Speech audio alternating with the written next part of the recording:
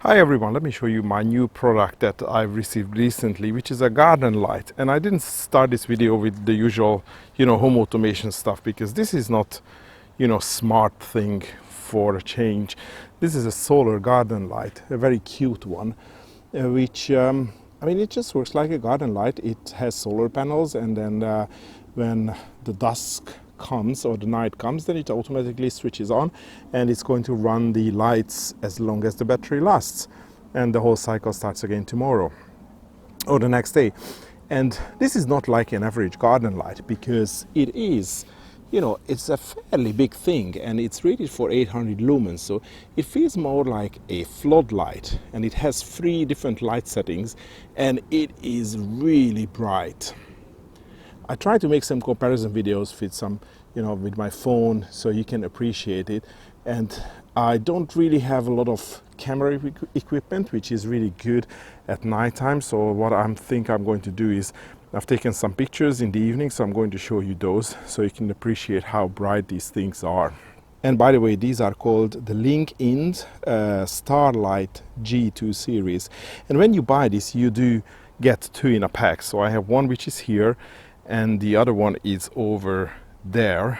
And I wanted to place this because this is a more shady part of the of my garden, so I wanted to see how much the direct sunlight versus indirect, or less perfect sunlight, is going to improve or affect the performance of these lights.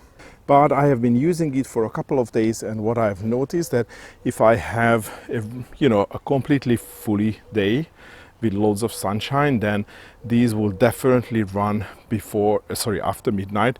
So I was going to bed at 12:30, and both of them were running at full brightness, but they turn off after like 8 o'clock, because it's almost summer solstice. And when I had a cloudy day, then this light, which is more on the direct sunlight, was running fine at midnight, and the other one has reduced the brightness to a lower setting at midnight. And I had some cloudy days yesterday. In fact, it was fully overcast, but still it was running all around until like 10 o'clock without any issues. But I don't know how long they lasted, because I went bed earlier yesterday. So it's not exactly dark. We have a plane, and we have the light here, so I'm going to turn it on. So this is intensity 1. The camera can't really focus. If I bring it closer, then you can see it. That's intensity 2 and intensity 3. Ooh, that's pretty nice. Yeah, and that's how the light looks like. And that's the other one. So this is how these lights look like, and it has this very friendly face, and it immediately reminded me as some of the Star Wars droid. I think it's like BD1 or something similar. There's a big integrated solar panel on the top, 2 lights which are actually consist of multiple small LEDs. It is warm white, and then you have a adjustable screw here which you can loosen, and then you can adjust the pitch of the lamp.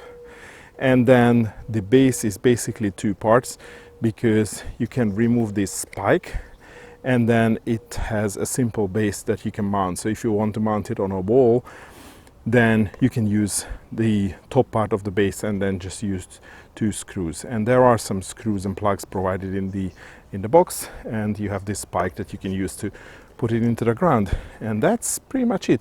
And it has one single button which doesn't do anything at the moment, because it's still light, but you press this one, and you can turn this on and off and cycle between the 3 different light settings, so bright, medium and low. And of course the battery life is going to depend on which setting you are using. I also want to mention that this model uses lithium-ion batteries, so instead of the nickel cadmium or the nickel metal hydride batteries. These are lithium ion batteries, so they should provide a lot more runtime. And again, these are not your average, solar lights, because these pretty much feels like, proper floodlights, really, really bright. But because they run on lithium batteries, they are, more sensitive to cold weather. So I asked the seller, and they said that they would recommend this to be brought indoors for the winter, especially if you live in a climate where there is, below freezing temperatures. And probably if you have like winter weather with a lot of overcast, it will not collect a lot of sunlight anyway. So what I'm planning to do for the winter as well is to bring them inside. But since they have a battery inside and they have a solar panel, the best thing is if you store it somewhere where it can receive some light, so it can just trickle charge the batteries and prevent the batteries from going completely flat throughout the winter time. So as I said earlier, this night footage is not going to be great because my camera is really not designed for this type of environment. But you can see the two lights. One is right in the foreground and the other one is illuminating the viaduct in the background. And there is another garden light, which is quite a big one. And if I just pan to the right, you will see that I have this big string light on the trees. And it has quite a few lights. I don't know how much, but this is altogether consuming 18 watts. So that's quite something. But actually what you can see here is pretty much only what the two floodlights can illuminate. And I want to show you something in comparison.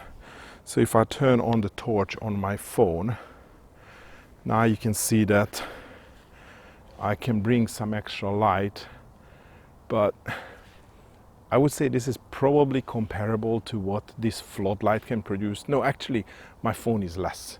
So this is able to provide more light, definitely more spread light on a greater area than what my phone can do. Oh, and this one has turned off. Okay, now it's working. So, yeah, you can see the difference. As soon as my phone goes off, as soon as the floodlight goes off, you can see that how much weaker the phone flashlight is. And okay, phone is off, and I have this big shop light, which is, I mean, it's different. It's a different color temperature as well, but yeah, I mean, that's definitely more. So that's the difference. And actually, let me show you something else. So this camera has a color night view mode. So the reason I turned on this color night view mode, because for my eyes, I can definitely see the illumination on the back that you see on the fence, just above the shadow. So that's definitely visible for my eye as well. So I think this is probably more representative to how I see this. And if I bring my phone light, then you can see the difference, how much the phone works as versus the floodlight. So that's, I think, a big difference. And again, if I bring my workshop light, which is definitely a lot more, yeah, but that's a huge light. But I think even with this one, it gives a pretty good night illumination. And I also wanted to show you the various modes.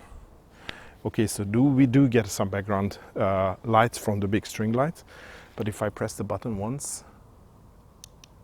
oh, that wasn't even the brightest mode, so it has turned down. So now you can see that. So this is dim, this is medium, and this is bright. So again, compared to the phone, yeah, there is no match to the phone flashlight. So I think probably this gives you a better understanding how strong this floodlight is, or garden light is. So this is all I had to say about these really cute garden lights or garden floodlights. I really like them. If you are interested in this product, I'm going to leave purchasing links in the video description. But that will be all for today. Thanks for watching, and hopefully see you in the next video. And these are probably the droids that you are looking for.